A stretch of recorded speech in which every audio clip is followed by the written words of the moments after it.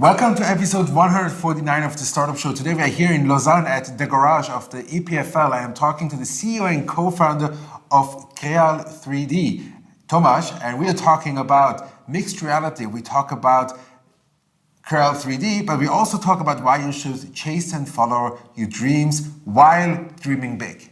See you in the video.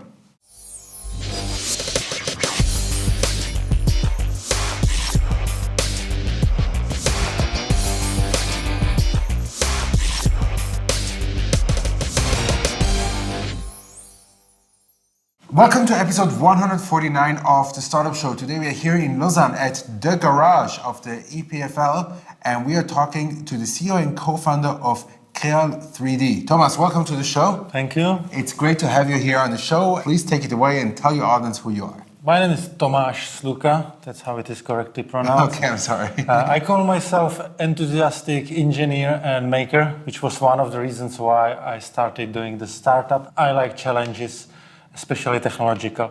I'm from the Czech Republic, where I studied even my PhD. I spent a few months in Japan, which were the best months of my life. Then 2 years at CERN on the particle detectors, which is the dream of every guy interested in physics and technology. And last 8 years, I was a researcher at EPFL, covering really broad range of projects. And this background, I think, gave me basically no limits in imagination. And at the same time, I was not so eager to continue an academic career, and I kept one of ideas which survived, I would say, scrutiny of time. Yeah.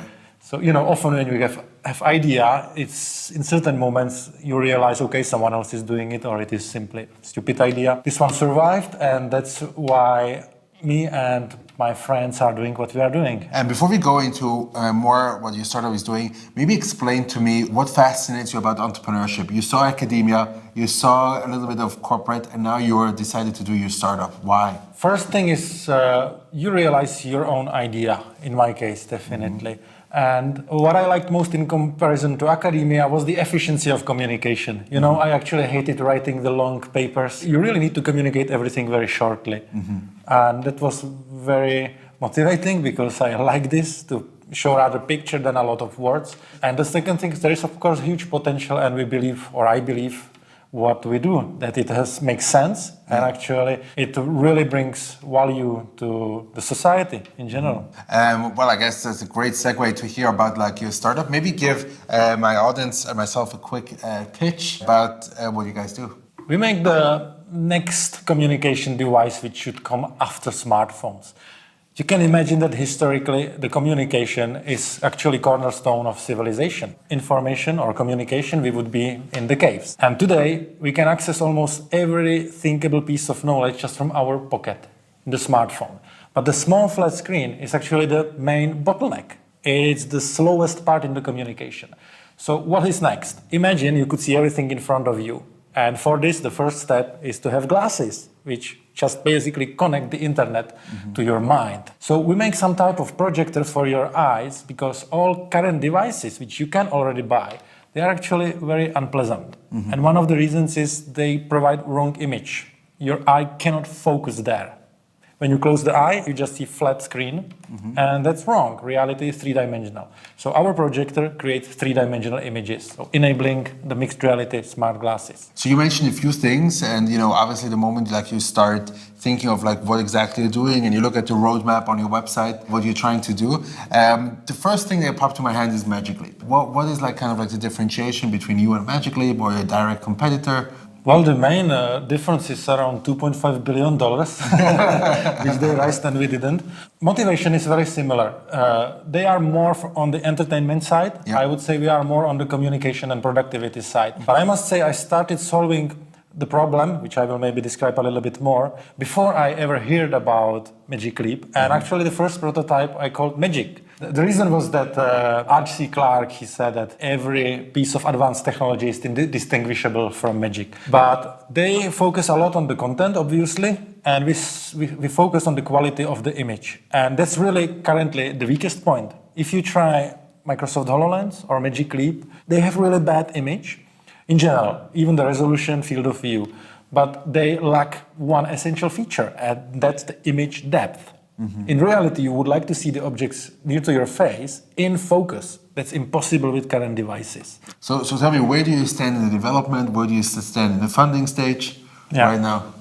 We have already quite a while demonstrator. That was the piece of device which I built with the help of friends before we started the startup in general.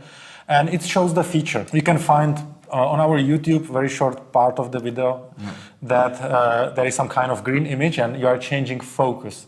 So we have demonstrator which shows the feature. Now we have high resolution projectors on the table next door, and they should provide, in our opinion, today the best light field that exists. Because there is actually no light field almost at all, and those which exist are quite bad, and we hear that actually yesterday from few experts, that we should not call it even light field, just not to induce the same bad connotations, with the experience. So now we have a high resolution projector, which is a little bit bulkier, suitable for high-end virtual reality, for industry, for presentation, visualization, and so on. Something like 4 megapixels per eye, full colors, and light field in it. Explain to me like what your vision is. You want to make sure that everybody who is currently using a smartphone will eventually get rid of the smartphone and only have glasses? Yes, that's not only our vision, that's kind of common vision of the industry. All the big corporations already started survival race for the next big thing, which should be the smart glasses, but they are still quite far. So you can imagine it's something like smartphones 5 years before iPhone. For many specialized devices, usually somehow clumsy. But in one moment, when everything became kind of perfect, they took over. Everyone has it. And our vision is that everyone will have a smart glasses. Some 50-60% of people, depends on country. In Asia are the big numbers. People have glasses anyway, so just imagine that these glasses would provide you all you need on top of it. So that's kind of a long vision, but clearly it's difficult to create full ecosystem. We are not Apple. So we call it the technological bridge to make it happen. So usually when you want to have some really working device, you need to meet a number of technologies which make the device running correctly. We make one of the key technologies in our opinion, and we care about the image quality. That's the point. Okay, very cool. There were attempts before. I remember about 4 years ago, I was wearing the Google Glass. I had that for about 3 months to test it. What happened there, and why was there no mass adoption of that? Well, you can again imagine it's the same like first smartphones in 1994 or 6. This kind of calculator screen, big battery. And that's very similar problem with Google Glasses. They tried their best, obviously, and I was absolutely eager about it, by the way, but it didn't perform well. It looked awkward. It's, the appearance, the fashion is more important than in the smartphone. You want to look somehow. And the image quality was poor. It was some 300 pixels times 300 pixels, unpleasant for vision, always in focus. So by far it didn't have even the effect which we are solving. It didn't have many other features. So, but since then, kind of different trials appeared, including the Intel, which was until recently here at EPFL. And again, it was already quite fashion compatible, that's how we call it, fashion compatible glasses. And again, they abandoned this direction. But we see it as a piece by piece, individual parts are improving. One day, all glasses will have more or less the same technologies, like all smartphones have more or less the same components. When you look now ahead of your time, what's your plan for the next couple of weeks, months, years? Well, we have our internal deadline to really have demonstration ready, the high resolution light field. So we haven't shown it yet to anybody. This should happen this month internally. So next month we will invite some people to look at it. And we want to convert this into a product for innovators market. So you can imagine it will be kind of still clumsy, bigger, but innovators may start testing it for the applications. And this is not like unreasonable market, because if you look on all the Microsoft HoloLenses, most of them are in drawers of innovators. They didn't reach applications. So what we need is to penetrate through innovators to real products.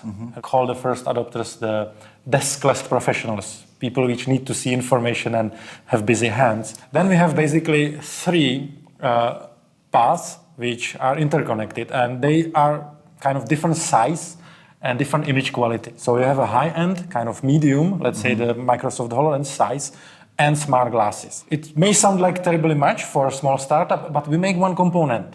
We make the projector, which is on top of it. Right, right.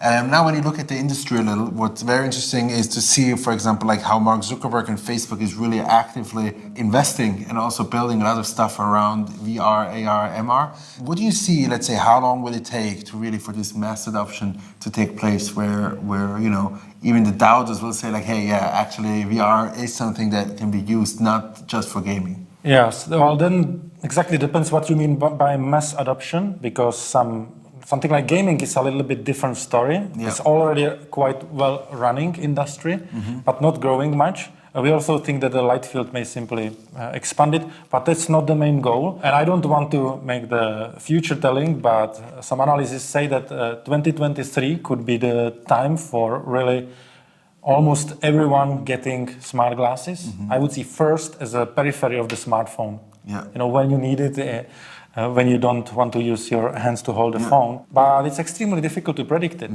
And obviously everybody is failing in these predictions right now. So now, obviously, we are on the hype. Like how long will be the penetration to mass market? It's a mystery, but we want to be part of it. And you probably know that the timing is the kind of most important thing in the startup life. So we just guess that we are in the right moment on the right place. Where do you see, let's say, the biggest challenges, number one, within your startup, but also when you look at like the people, what's holding them back from using it? In our startup is exactly that. Our long-term vision is really the smart glasses, which we cannot make alone, and we depend basically on all ecosystem. So that's why kind of we have to be exactly in the right moment when the merge comes. Even if we are too early, then it may be a problem. A lot of startups fail when they are too early. That's our main challenge. That's why we actually go through intermediate steps, through this innovators market, through kind of early adopters, people which kind of really need the information when they cannot have a phone. And this is kind of our survival strategy and to be ready on the right moment. That's our main challenge, kind of to be on the right time, on the right place. For whole industry, of course, we are convinced that the weakest point is actually the image quality. And then also kind of ideas about how the device should look like, because there is a lot of trials to make, for example, device which have all the electronics and all sensors inside, which make them always kind of bulkier and maybe too early. So, for example, this we plan to solve like glasses with almost nothing. You tether them to necklace, which is then wirelessly fed by data, and even the sensors we expect that they may be still outside. So in your office, in the car, in the shop, in the workshop. So there is almost nothing in the glasses, and I'm quite convinced this might be one of the first steps and quite important, simply to avoid to put everything inside. And of course it must be quite cheap. So Well, there are the spectacles from Snapchat. I would think it's smart, short-term business idea. But short term. Well, they are not really smart glasses, right? No. It's just camera on your head. Yes. But a great idea, I really like it. But I can imagine that if it is cheap, that people just might buy it for fun. Sure, I have it. Yeah, it's fun. It's fun. Let's talk about a little bit more about the industry when you look into mixed reality and virtual reality of the applications in the real world. As you said, like we have it like on the glasses. Do you see any other ways where you could say like this whole concept of MR can be used? General idea is to just mix the internet or all the digital information with the reality in front of us. Just forget there are technological limits. Imagine you can get everything you need, advice, or description or navigation, just comfortably in the context of the real world in front of you. The deskless professionals, you can imagine a doctor or emergency or anybody who is working manually, or you just need a good productivity management tool, so to have kind of immediate alerts what is needed to do, where to go when you are busy. So the deskless professionals are, in my opinion, the first adopters. They may accept a little bit worse performance and higher price, and right after that it can be, or even waiters, you know, just tell you what to bring where. Yes. Let's talk about a little bit of the technology inside of what are you developing exactly. Maybe you can give us like a little bit of a rundown of what tech you're using now to make this image so high quality. First difference is that practically all devices today, they have a flat screens. So when you close one eye, you just see flat image. So the three-dimensional perception comes from our stereoscopy. The two eyes tell you the distance. Yeah. but your eye must focus on a different distance. And this is what makes most people feel sick. Okay. You may know it from virtual Yes. reality. As soon as you feel kind of pressure in your eyes, the reason is, among others, that your eyes are actually behaving wrongly, focusing somewhere else than they are converging. And this problem is common practically for all devices. So magically, for example, they added second depth plane. So you have like 1 and second. You can show things close and far, but they sacrificed a lot on the rest of the image quality. From some comparisons, it became even worse than Microsoft HoloLens, which had a 1 plane. So suddenly 2 planes appeared. There are startups which are kind of adding a third plane and other approaches which, in our opinion, are very difficult to make good enough for product. So our projector has a higher resolution than classical light field attempts in the spatial resolution and full depth resolution. So you can imagine that, like in reality, my eye needs to change focus between these distances. This you can see in our projector or our image as well. So we have kind of full quality in the depth. Next, I want to talk about where we are here at the academia world, at the Garage of the EPFL. Can you explain us in a one sentence like what this garage is? I would say it's a first step, or maybe a second step in EPFL Startup Live. The first is La Forge, open space. You can get access to Garage. So many startups from EPFL, including the very successful ones, pass through Garage. So you can have a small space or bigger space. There are a couple of different sizes for very good price and in very good location next to EPFL. Yeah. Perfect combination for this stage, in my opinion. So explain to me how the EPFL is supporting startups in general and what they did for you. I can then describe a little bit this story because I had the idea, I saw startups growing everywhere around, and I read that EPFL has an amazing, or Switzerland in general, amazing startup ecosystem. These were the ingredients which convinced me that I should try, but I didn't have much more other information. And the first word I needed to hear was the VPI, the Vice Presidency for Innovation, and InnoGrant. So this was kind of the first source of information which just told me what else is around. So EPFL is hosting the Venture Lab. So I started going to their courses. And everything is kind of interconnected. It's not EPFL, but it's, kind of the same family. Yes. And these few pieces of information were enough. Just, it was like explosion. Then you get all the information, you get known by yourself in different types of competitions, you get a lot of trainings and workshops around, you get, of course, a lot of other startups which can give you advice. So everything what is needed. So would you say, let's say, how is the Swiss startup ecosystem? In my opinion, it's absolutely amazing, Yeah. really. Okay, that's, as I mentioned, one of the reasons. Yes. I think in the European scale is simply the top. I'm telling what I heard. Yes. One of the last things is you were a venture leader. Yes. You were one of these experiences. How was that experience for you? That was amazing. First thing, this was a trip to San Francisco, and most of the Venture Leaders program is going to venture capitalists and pitching your business. We knew it already in advance, or I knew it, that the San Francisco language is a little bit different, and I don't mean English, than the Europe, simply. That everything is kind of much more hyped, and much bigger numbers, and much more business-oriented. While in Europe, or in Switzerland, it was still kind of okay to stay a little bit in the transition from research, that you speak a little bit more about the tech than the business. There it is opposite. The technology may not be even important at all. You just say, where is the problem, where is the money, how much you can get from it, and how you do it, sometimes it's really not important.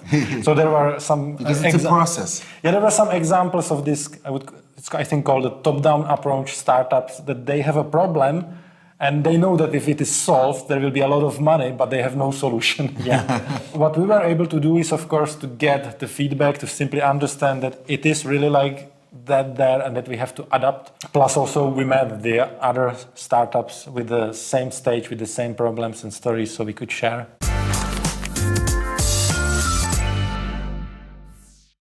How do you keep focused and not distracted? I don't have to do any effort to do it because there is, continuous list of tasks to do. Okay, how do you make sure that you have a positive company culture? Well, So I try to speak about with each other permanently on the friendly basis. What is your most memorable startup moment? Okay, it may be a very small moment, but I remember once I went by car from some meeting and I was telling myself that I'm living my dream. What is the most important character in an entrepreneur? Not to feel the fear, but able to take action, to move things forward.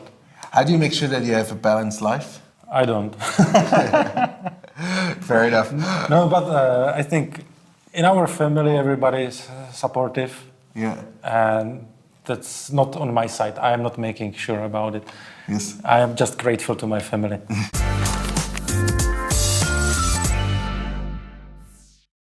The last part is where you can give some advice to my audience. Something that you wish you knew before you started the venture, or you wish you knew when you were a student, or something you wish you knew before you started this whole venture. Work hard and make your dreams. That's it. That's Yes. it. And Follow your dreams. Follow your dreams. A little bit bigger. Some people think already big. Some people think small, but maybe also okay. And in this frame, I think it's still needed to look a little bit farther. Good. So thank you so much for being on the show today. I really appreciate it. Thank you so much, everybody who tuned in today for today's episode of The Startup Show. Make sure to stay tuned for a few more seconds so you'll see who is up next Monday, and I'll see you there. Have a great day. Hi everyone, my name is Christian. I'm the CEO and co-founder of Kingfluencers. Make sure to tune in next week to see Cédric and me talk all things influencer marketing.